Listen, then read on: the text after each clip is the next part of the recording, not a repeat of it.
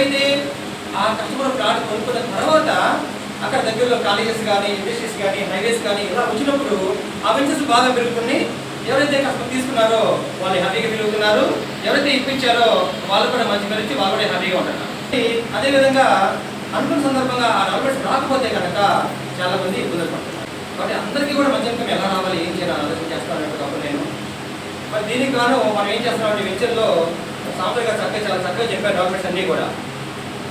అయితే 100కి 100% ఏ వెంచర్లు బాగా పెరిగినాయి అంటే ఏ వెంచర్లో అయితే ఇల్లు కొనుక్కుంటున్నారో, ఇల్లు కన్స్ట్రక్షన్ జరుగుతూ ఉన్నాయో అప్పుడు ఆ వెంచర్లు బాగా పెరుగుతూ ఉన్నాయి.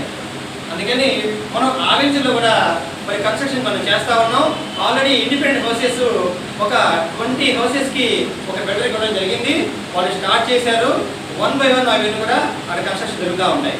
కారణమైనటువంటి నవ యువకులు ఎవరంటే నాసరయ్య గారికి, అలాగే సభకు అధ్యక్షత వహించినటువంటి మా చైర్మన్ గారైన సాయి శ్రీనివాస్ గారికి నా శుభాకాంక్షలతో మనం మీటింగ్ స్టార్ట్ చేసుకుందాం.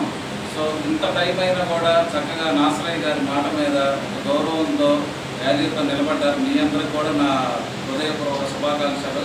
అలాగే ఇది ఏర్పాటు చేసిన నాసరయ్య గారికి ఒకసారి మనం సో ఆయన చూస్తే నాకు ఏదనిపిస్తుంది అంటే ఒక మంచి ఉందంటే అది మనతో కాదు, నాతో పాటు ఇంకా నలుగురు కావాలి, దేనికైనా నేను నిలబడతాను, స్టాండ్ అవుతానని గతంలో కూడా మా నాగయ్య గారితో అందరికీ మనకి లిమిటెడ్ టైం ఉంది, మీటింగ్ లేట్ అయిపోయింది కాబట్టి అసలు దాని చుట్టుపక్కల ఉన్న డెవలప్మెంట్స్ మన ప్రాజెక్ట్ హైలైట్స్ ఏంటన్నది మీకు ఇప్పుడు నేను చెప్తున్నాను. ఈ మురారి టౌన్షిప్ అనేది మనకి ఒంగోలు దగ్గర నాగులపరపాడు అండి వెంచర్ లొకేషను. సో మన వెంచర్కి ఉన్న అసలు ఎందుకు దానిలో మనం ఇన్వెస్ట్మెంట్ చేయాలి, ఎక్కడ మనకి అప్రిసియేషన్ వస్తుంది, ఎక్కడైనా చేయొచ్చు మనం, బట్ త్వరగా అప్రిసియేషన్ రావడం అనేది ఇంపార్టెంట్. ఏ వెంచర్లో మనం వాడు కొనుక్కున్న కస్టమర్కి 1 సంవత్సరం 2 సంవత్సరాల కాలంలోనే 2-3 రెట్లు పెరిగే విధంగా అటువంటి లొకేషన్లో మనం వెంచర్ తీసుకొచ్చామన్నమాట. సో మన వెంచర్ ముందు నుంచి అంటే ఒంగోలు దగ్గర ఒక నేషనల్ హైవే తూర్పుగా వెళ్తుంది. నేషనల్ హైవే 216 అంటారండి అది. సో మన ఒంగోలు దగ్గర స్టార్ట్ అయ్యి కాకినాడ దిగుమరు వరకు ఉంటుంది. ఆ నేషనల్ హైవే ఏదైతే ఉందో ఇప్పుడు సెంట్రల్ గవర్నమెంట్, స్టేట్ గవర్నమెంట్ దాన్ని కోస్టల్ క్యారిడార్ రోడ్డుగా రికగ్నైజ్ చేసినాయి అన్నమాట. సో మనకు ఆ ఇన్ఫర్మేషన్ ఉంది కాబట్టి ఆ లొకేషన్లో వెంచర్ తీసుకున్నాము. అది ఇప్పుడు ఏదైతే ఒక 2 లైన్స్ ఉందో 6 లైన్స్గా డెవలప్ చేయబోతుంది.